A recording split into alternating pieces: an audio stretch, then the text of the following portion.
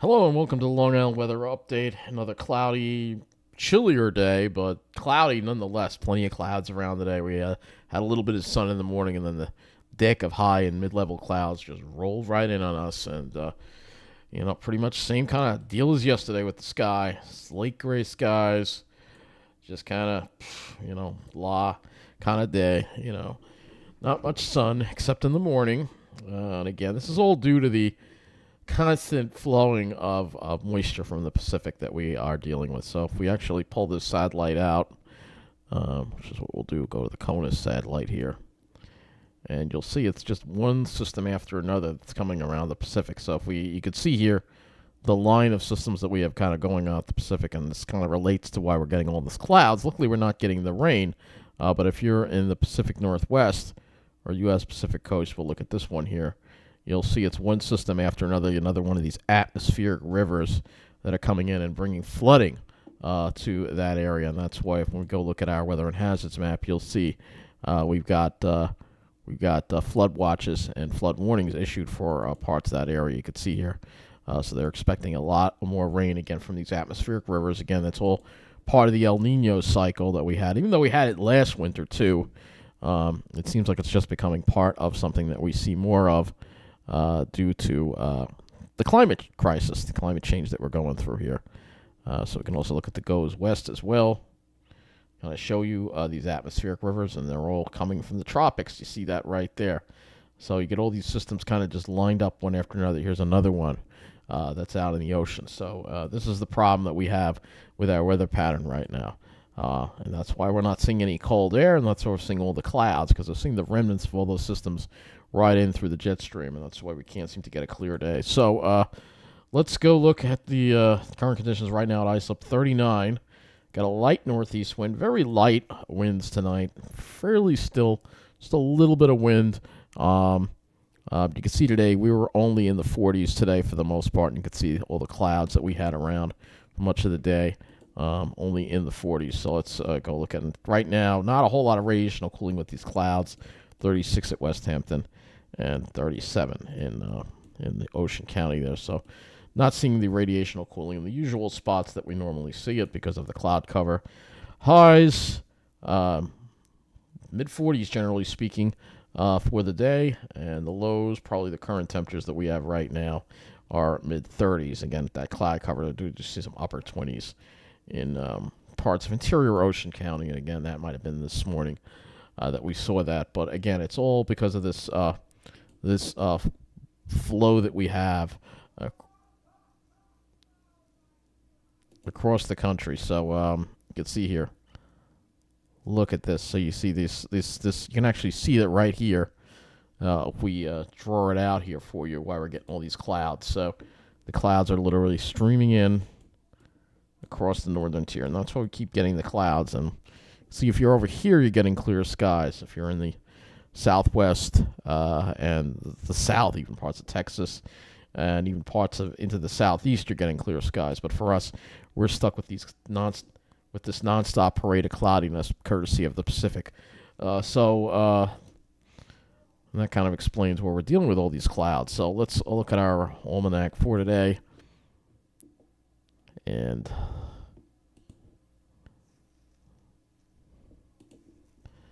islip. So islip was below normal today for the high, 4 degrees below normal for the high, but the low of 38 was 6 degrees above normal. So that puts us 1 degree above normal, so still slightly above normal for the day. I think tomorrow will wind up being below normal. Central Park was a degree below normal. So you can see here the weather map. We have an area of low pressure. This is going to drive to the south of us, so we're not going to deal with any precipitation from this for the most part. It's just going to cause more clouds again. So looking at the radar here, you can see there's some light snow shower activity in upstate New York, some shower activity again over the Appalachians. Again, this is all going to stay to the south of us mostly, and then if you look at the Pacific Northwest here, yeah, some heavy rain. It's occurring over in this area here. Could be thunderstorms too with this. Wouldn't surprise me. Looking here at a story, I know we're kind of. It just kind of relates to what's going on in the whole atmosphere here. And I'm just curious. I got to find out if there's lightning there. So I'm just kind of I got to satisfy my curiosity because it wouldn't surprise me if there is. Does not seem to be showing any. But again, it wouldn't surprise me if there is. So let's talk about what's going to be happening through this week into the weekend with the weather. So you see that system there stays off to the south, but it does become a coastal low tomorrow. So that's going to pick up the winds a little more tomorrow and pick them up out of the north, which is going to bring in even colder air. So tomorrow is going to probably feel even colder than today. And Thursday is probably going to be the coldest day of all. We have another little weak disturbance here that's going to bring yet more clouds for us on Thursday, and perhaps the chance of maybe a little bit of light snow, perhaps. I think it's mainly going to be upstate. Then that high slowly moves offshore. We get into a warmer flow for the weekend. Luckily, Saturday's dry, but Sunday would be our chance for rain, though it looks like now it's going to hold off maybe more into Sunday night. But you can see, look at how tight those isobars are. There's going to be a very strong LLJ. We always see these LLJs, especially when there's an El Nino. So we're going to see, probably this won't be the only one, but you'll see overnight be a real soaker with this very, very strong cold front that's going to come through. And we're going to take a close look at that cold front. And then Monday, colder air moves in, though it won't be all that cold, but it will be. It's not Arctic air. It's not going to really be. It's going to get temperatures a little more back to normal. But anyway, let's talk about this because we're going to first show you the moisture, the 700 to 300 moisture with this event. So you'll see the kind of moisture that's going to tap into. Look at those dark greens. So there could be a lot of rain from this. This is going to be our next significant weather player that we're going to have to watch for. And again, all this is energized. We've got the warmer oceans. Yeah, let's talk about those warmer oceans for a moment. I haven't brought this up for a little while. So you'll see what we're going through. So we go sea surface temperature anomaly. Yeah, you see plenty of warm water, though there is some below normal water actually hugging the coast here, but you can see plenty of above normal water here, and especially look at the Pacific here. That is your super El Nino right there. There it is. This is the equator, and this is your super El Nino, and that's what's causing a lot of the havoc with the weather right now. And you can see also above normal water temperatures in much of the Pacific as well. So that's what's causing the issue that we're having. So getting back to this, let's take a look at our short-term weather, and then we'll talk a little more about the long-term weather that we're going to have. So look at the 0ZH you'll see it could be an isolated, in the afternoon, maybe an isolated rain or snow shower, very isolated, though it might at least make the sky look a little more interesting than it's been. I think we'll have different kinds of clouds in the sky tomorrow versus the boring cirrostratus that we've been dealing with in the altostratus. And then for Thursday, you'll see that there's that little wave there, but it doesn't really show much of anything with that. I think the best chance of seeing any kind of possible shower or snow shower activity would be tomorrow afternoon, say between 2 and 4 o'clock. Probably be your best bet to see that as we see that little bit of frothiness, a little bit of cold pool aloft move in, almost like a secondary cold front. So if we look at the dew points and wind flow here,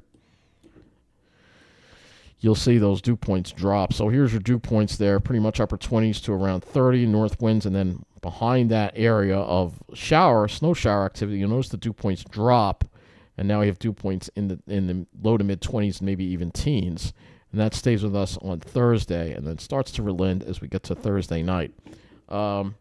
So looking at our temperatures, this is going to cause the temperatures tonight probably will just drop to the freezing mark, and then tomorrow, you'll see with that shower activity, I think we struggle to make it to 40. Then we drop into the 30s tomorrow, especially in the afternoon. It's going to feel a lot colder. Definitely take the winter jacket. It will be feeling more like winter tomorrow. And then tomorrow night, we'll still have the cloud cover and the wind. We'll probably have a little less cloud cover, but that wind probably will prevent any radiational cooling. But lows will probably be in the mid to upper 20s. And then Thursday, again, extensive cloud cover. Thursday is going to be the coldest day of the week with highs only in the upper 30s probably. Again, with all that cloud cover around, it's not gonna be able to really get up that high. So let's go ahead and look at our sounding report for tomorrow. We'll start off 16Z on the HRRR, and you'll see the moisture that we're dealing with in the atmosphere. You notice it's not so much in the high levels now; it's more in the mid and low levels. So you see the high levels are kind of spread apart now. Here, this is 16Z, so midday, I guess. Let's move it a little more into the late afternoon. So you can get to see the instability that we're going to be dealing with. And you see there's your instability right there that you're going to be dealing with in the afternoon. So that could cause, again, those scattered showers, snow showers perhaps. Hopefully snow showers because we don't want any more rain. And you'll see tomorrow night. And then let's move it on to Thursday. I don't think I'm going to be able to generate a sounding on this model on Thursday, but we're going to try. Yeah, it always just... Oh, here we go. So, look at that. So, it looks like there's a lot of moisture at the mid-levels again. So, mid-level moisture again. So, perhaps a lot of altocumulus on Thursday. Not a lot of cirrus, as you see there. So, at least the kind of clouds we'll have will be a little more interesting to look at versus what we've been dealing with. But we're still going to be dealing with plenty of clouds. So, let's move this along to the GFS now. And we'll look at the dew points and wind flow on the GFS. So you'll see what happens as we get to Friday. Winds go west-southwesterly. That brings some moderation. And then as we get into Saturday, you still see the dry air persisting even with the southwest wind. But then Sunday, here comes that strong LLJ. And this is going to be a roaring LLJ. They're going to have LLJ, meaning low-level jets, Sunday afternoon into the evening. And that's going to be your sharp cold front right there. You can see it right there. That's a sharp cold front where you're going to go from dew points possibly near 60 to dew points dropping to the 30s in a matter of an hour. That's a sharp cold front. And if we look at the... One thing you'll also note is a little kink in the isobars. So that's also a sign that there could potentially be some severe weather, perhaps, with this front. Obviously, way too early to tell, but that's always a possibility. And then you can see once that front passes, we'll have cooler air again move in behind it for Monday. All right, but this is still going to be a very sharp cold front. Let's look at the actual air temperatures ahead of it, and you'll see ahead of it 60s, especially New Jersey. You could be shooting up into the mid 60s in New Jersey. We'll probably have temperatures in the upper 50s to around 60 on Long Island, but it's going to be very warm ahead of that cold front. And then behind the cold front, you'll see seasonal temperatures with highs in the mid 40s. But this is going to be a pretty strong cold front that we're going to have to watch. Right now, it's too early to tell, the timing, exact timing on when this. But any time, I would say Sunday afternoon to Sunday evening is when it looks like you're going to get into these showers, and they could bring a lot of rain too. So let's look at the total accumulated precip as far as the rainfall from this, because you'll see. Well, it doesn't look that impressive, but this is far out. So we have the potential to get at least an inch of rain, if not more, from this front. Depending on how fast it moves. It looks like it's going to move through fast, so maybe it'll be a sharp line of showers. We just don't know. It's too early to tell right now, but it definitely is a front that's going to have to be watched for sure. And you can see, again, the unstable atmosphere that we're going to have. So let me just take a sounding here again. You can see the air is completely saturated.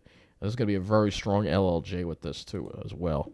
Let's go look at the icon model as well with this. Because we don't have the zeros. We would have to look at the 12Z run. It would take us far enough out. Icon also in kind of an agreement here. Look at that. That is terrifying. That's like a river. We're going to have our own little atmospheric river. You'll see the icon is even slower and actually takes it into part of Monday. Look at how tight those isobars are. There's going to be a lot of wind with this. If we look at the total rainfall from this, and I know that's going to be more. Well, still not more. I don't know. I think it's still going to have the potential to 1 to 2, and maybe in some areas even more. It seems like it dries it out a little as it gets toward the coast, but knowing all the moisture that's in the air, that could be pretty bad. That could be pretty bad. And a lot of wind, too, you'll notice. Let's look at the wind here. You'll see the kind of winds that we're going to be dealing with. And I'm going to actually take this into Ventus Sky to show you. So we could have some wind damage with this storm. We'll definitely need a wind advisory probably for it as well. But let's go to the Ventus Sky. We'll visualize that, and then we'll get back into our week here. We're just going to hop this along until Sunday night, and you get a chance to see what's going on here. As you see the wind, let's go to wind gusts here. 32 miles an hour. Doesn't look too bad. Doesn't look too bad. This might be just a little underdoing it a little bit. Well, actually, we want to move this into Monday, it's a little slower now. So you see right ahead of it now the wind gusts pick up. So this is where you could see, Yeah, more power. Oh yeah, look at this. Here we go. This is when it really jacks up. So 50 to 60 mile an hour wind gusts, 4 a.m. to 7 a.m. Oh my God, 70 mile an hour wind gusts. This could be a very damaging LLJ. It has the potential to cause, a lot of power outages. I know the leaves are off the trees, a lot of them, but with winds like this could really cause a lot of issues. And again, this is way out, but I want to explain to you what's causing this. You have this very strong moisture river that's coming up with this. So I'm going to back this off. That was wind gusts, or this is the general wind speed here. But let's just show you why it's so bad. So we're going to go above ground here let's go to 1,000 meters. Yeah, here you go. So this is the LLJ here that we have. All right, this is using the GFS, which is a little different timing. But look at that LLJ right there. That's screaming. And that's the kind of thing that we're going to have to watch. So, this is a screamy LLJ. So this is only 1,000 meters off the surface. And again, some of those heavy showers and storms could bring those strong winds down to the surface. This will have to be watched, and it intensifies it. This is frightening, man. Look at this. So this storm that we're watching for Sunday has the potential to cause damage, and definitely I'll be updating you on it throughout the week. I'm not going to talk about it again tomorrow, but as we get toward the event, especially as we get toward Thursday and Friday, I'm going to be talking about this a lot more. So lastly, we'll go to our skies, and let's go to the RGM. We'll put that. Excuse me. So, all right. So here we are. Get this up to today. So here we are until tonight. You'll see the clouds thin out a little bit. Maybe the RGM is suggesting perhaps a break. A break around, this is 15Z, so 10, maybe 11 o'clock through noon. We might actually get a little bit of a break, and then the clouds come back in. So there might be a little bit of a break, though I don't think it'll be clear, but we might get a little bit of blue sky tomorrow, perhaps. And then as we go into Thursday, you'll see the high clouds roll in. Thursday is going to be definitely more of a junky day, I think, the way the sky looks. And then Friday, scattered junk, though it's not as thick on this. So maybe Friday we might actually wind up having more sun, but there'll still be some scattered junk, jet junk, and cirrus clouds in the air, because these definitely look like cirrus clouds on this. If you go to the GFS, it's way more overdone, obviously. This is the GFS here showing a lot more clouds. So either way, no mostly sunny days. We have to wait until we get this front through, and then I think maybe by Monday and Tuesday into next week, we'll finally get some clear weather, perhaps, as we, but this is speculation at this point. It looked like we would get some this week, and look at what happens. So you just don't know. So anyway, I think that's going to wrap it up. Thank you for watching, and have a good night.